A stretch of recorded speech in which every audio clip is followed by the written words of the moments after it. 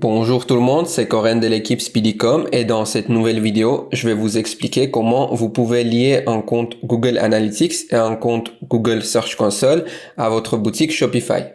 Nous allons surtout nous concentrer sur la Search Console puisqu'il y a des gens qui ne sont pas forcément familiers avec cette plateforme, qui ne savent pas à quoi elle sert, comment l'utiliser, comment l'intégrer à leur boutique, etc.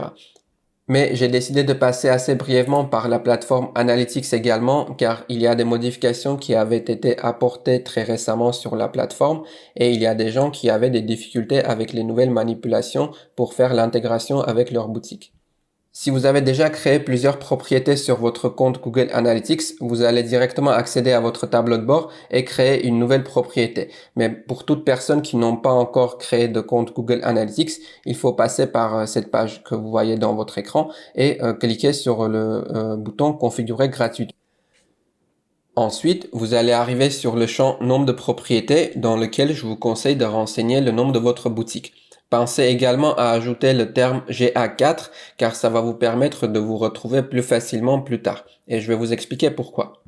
Comme je l'avais mentionné précédemment, Google a apporté des modifications à la plateforme en ajoutant une nouvelle manière de collecter les données de vos visiteurs. Et c'est ce qu'on appelle justement Google Analytics 4, d'où notamment le terme GA4. Et cette nouvelle propriété, en fait, s'intègre de manière un peu différente à votre boutique Shopify.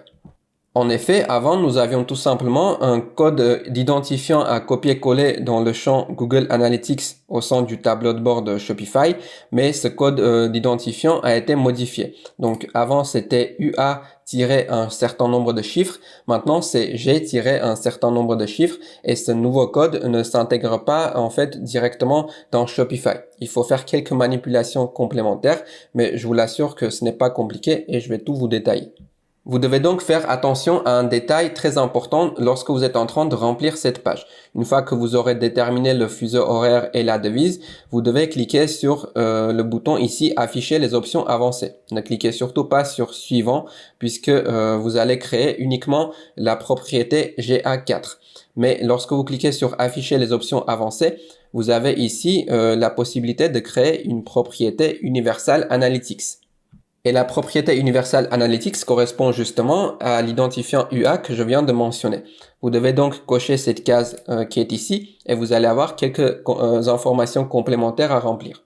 Vous allez bien sûr remplir rapidement l'URL de votre boutique et vous devez cocher ensuite la case créer à la fois une propriété Google Analytics 4 et une propriété Universal Analytics. Cela va vous permettre de choisir plus tard d'utiliser la propriété qui vous convient le plus.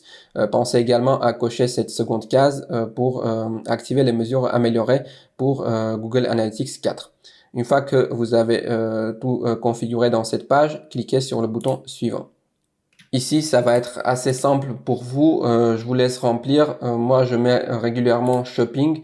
Petite entreprise, on coche quasiment toutes les cases, sauf les mesures d'installation d'application.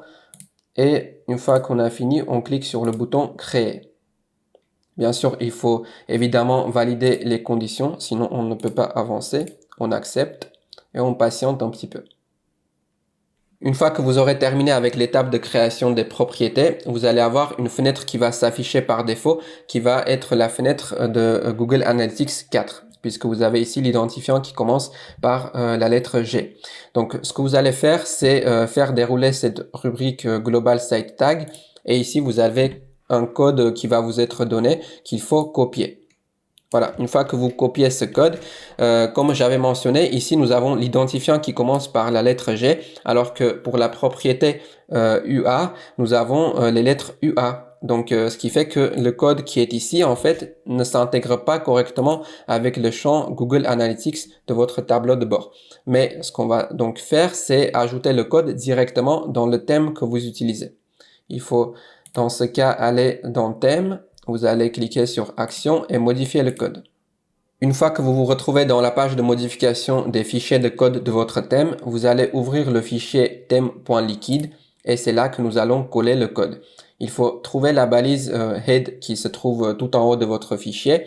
Vous allez sauter quelques lignes et vous allez placer le code que vous avez copié. Évidemment, il faut toujours enregistrer les modifications et c'est tout. Google Analytics avec la nouvelle propriété est désormais bien intégré avec votre boutique. Mais si on revient sur Google Analytics assez rapidement, vous allez pouvoir également accéder à votre propriété Universal Analytics que vous allez trouver ici. Donc vous pouvez voir, nous avons ici le GA4 et nous avons ici le UA. Il faut cliquer sur UA, voilà, donc on fait ignorer. Il faut ensuite partir sur les paramètres de la propriété. Et ici, vous allez retrouver un code qu'il faudra copier. Alors, je m'excuse, il faut aller dans information de suivi. Ensuite, code de suivi. Une fois que vous êtes dans le code de suivi, vous allez copier le code que vous voyez ici. Vous allez revenir sur votre tableau de bord. Il faut aller dans les préférences et vous allez coller le code dans ce champ-là. Vous enregistrez comme toujours et vous pouvez voir que ça a été validé. Pensez également à cocher cette case, c'est pour avoir des informations complémentaires qui seront partagées avec le compte Analytics. Maintenant que vous savez comment faire la liaison entre les différentes propriétés de Google Analytics et votre boutique, nous allons passer à la plateforme Search Console. La première chose à savoir à propos de cette plateforme, c'est qu'elle est très similaire à Google Analytics, mais Google Search Console vous donne accès à des données analytics qui concernent surtout le référencement naturel de votre boutique ou les SEO. Vous vous doutez donc bien qu'il est très important d'avoir accès à Search Console également. Et donc pour commencer, nous allons passer par l'étape préfixe de l'URL. Ici, il faut remplir l'URL de votre boutique. Cliquez sur le bouton continuer et patientez un petit peu pendant qu'il y a une recherche qui est effectuée. Et il faut faire attention. Vous pouvez voir que nous avons directement une validation automatique qui a été effectuée puisque nous avons créé le compte Google Analytics et nous l'avons lié à notre boutique. Mais si vous n'avez pas créé de compte Google Analytics, il y a des manipulations complémentaires à faire. Mais c'est pour ça que j'ai voulu également passer par Google Analytics car ça va vous permettre de faciliter l'intégration de Search Console. Donc, une fois que vous avez la validation automatique qui est donnée, vous cliquez sur accéder à la propriété. Ce que nous venons de faire, c'est la validation de votre propriété, c'est-à-dire que nous avons indiqué à la plateforme le fait que l'URL que nous avons utilisé nous appartient, puisque sinon tout le monde pourrait utiliser les URL des boutiques de concurrents et accéder à leurs données analytics. Mais attention, ce n'est pas encore tout. Si vous voulez avoir accès aux données analytics du référencement naturel de votre boutique, il faut indexer les pages de votre boutique au sein du tableau de bord de Search Console. Pour cela, allez sur la page d'accueil de votre boutique et dans le champ de l'URL, vous allez ajouter une barre. Vous allez écrire sitemap.xml. Cette manipulation va vous donner accès à 4 liens spécifiques que vous allez devoir utiliser. Il faut donc prendre le premier pour commencer, retourner sur le tableau de bord de Search Console et vous rendre dans la rubrique Sitemaps. Je m'excuse notamment pour le fait que la plateforme est en anglais de mon côté, mais vous allez tout de même pouvoir vous retrouver assez facilement. Une fois que vous êtes sur cette page, il faut renseigner l'URL que vous venez de copier dans le champ que vous avez ici. C'est dans la partie ajouter un nouveau sitemap et vous devez cliquer sur le bouton soumettre. Vous allez avoir une petite fenêtre qui va vous demander de patienter et un message qui va vous indiquer que l'ajout a été effectué avec succès. Cependant, vous pouvez forcément observer qu'il y a un message en rouge qui m'indique que les données n'ont pas pu être récupérées. Et je vais vous expliquer pourquoi. Le problème est tout simplement dans le fait que la boutique que j'ai utilisée ici n'a pas un vrai nom de domaine. Comme vous pouvez voir, je suis sur le nom de domaine basique de Shopify et Search Console n'accepte pas ce type de domaine.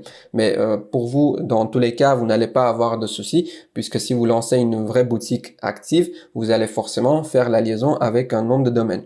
Mais comme c'est une boutique que j'utilise dans les vidéos de démonstration, c'est pour ça que je ne l'ai pas fait. Ainsi, de votre côté, vous aurez un message en vert et vous aurez un nombre spécifique d'URL qui seront indiqués dans cette partie-là. Maintenant, essayons de comprendre ce que nous venons de faire. L'URL que vous venez de copier permet à Search Console d'accéder aux pages de produits de votre boutique. Vous pouvez voir ici, nous avons sitemap-products.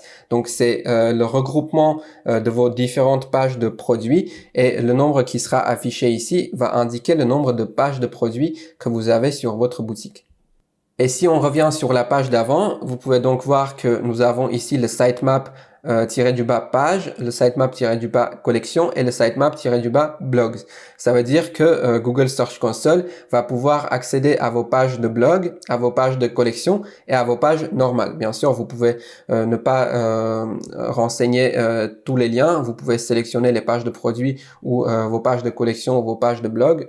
Peu importe, c'est à vous de choisir, mais je vous conseille tout simplement de renseigner les 4 liens dans le tableau de bord de Search Console. Comme ça, vous aurez un vrai regroupement des données analytiques de l'ensemble de votre boutique. Une fois que vous aurez validé les 4 liens, Search Console va commencer petit à petit à récolter les différentes données du référencement de votre boutique. Vous les retrouverez dans les différentes rubriques de votre tableau de bord, mais je vous conseille de laisser 2 à 3 jours à Search Console pour qu'il y ait assez de données pour vous fournir des résultats pertinents. Mais sachez également que si vous venez de lancer votre boutique, bien évidemment, vous n'allez pas forcément avoir des résultats. Le référencement est très lent. Il faut savoir que pour être dans les premières pages de Google, il faut fournir beaucoup de travail et il ne faut pas forcément espérer des résultats qui seront intéressantes dans les premiers mois du lancement de votre boutique. Ça sera donc tout pour cette vidéo. J'espère qu'elle vous a plu et que vous nous laisserez un petit pouce bleu. Pensez également à vous abonner à notre chaîne pour ne pas manquer les vidéos à venir. Et vous pouvez également nous laisser des commentaires si vous avez des questions ou peut-être des remarques. Je vous dis donc à la semaine prochaine.